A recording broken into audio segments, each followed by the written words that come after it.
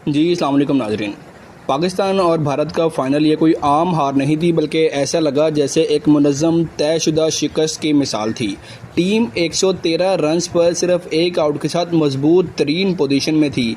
फ़खर जमान और साहिबजादा फरहान ने Indian team को मुकम्मल तौर पर दबाव में रखा हुआ था, मगर अचानक क्या हुआ?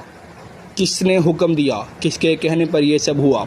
अचानक टीम 146 पर ढेर हो गई।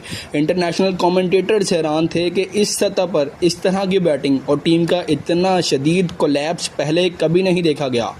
कैचेस ड्रॉप होना, रन आउट के मौके ज़ाया किए गए और प्ले में 3 खिलाड़ी आउट करने के बाद ऐसी बदतरीन फील्डिंग करना नाकाबिले कबूल था। सब कुछ बता रहा था कि ये मैच मुखालिफ टीम ने नहीं जीता, बल्कि हमने उन्हें हाथों में रख कर जीत दी है। ओपनर साहिबजादा फरहान और फ़खर जमान ने तकरीबन 100 रन की ज़बरदस्त पार्टनरशिप कायम करके टीम को मजबूत तरीन आगाज़ फराहम किया और पाकिस्तानी अवाम को उम्मीदें लग गई कि इस मरतबा फिर पाकिस्तान चैम्पियंस ट्रॉफी 2017 की तरह भारत को फाइनल में शिकस्त देने जा रहा है।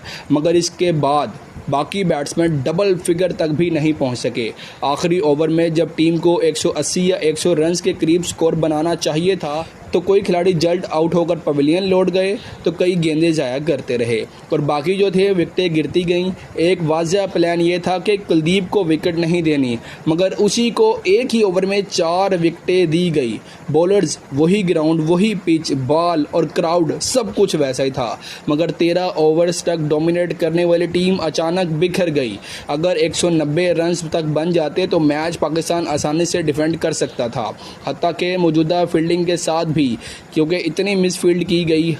हुसैन तलत ने कैच छोड़ा, हारिस रऊफ ने उसको आउट नहीं किया, रन आउट वहाँ पर बनता था। ऐसा लग रहा था जैसे टीम को अंदरूनी तौर पर कोई हदायत मिली हो कि मैच ख़त्म करना है। यही वजह है कि दुनिया भर के कमेंटेटर्स और शायकीन क्रिकेट ये सब देख कर हैरान और शदीद नाराज़ हैं। ये सिर्फ एक हार नहीं, बल्कि एक अजीब व गरीब और गैर मामूली सूरत हाल थी जिसने हर किसी को सवाल उठाने पर मजबूर कर दिया है।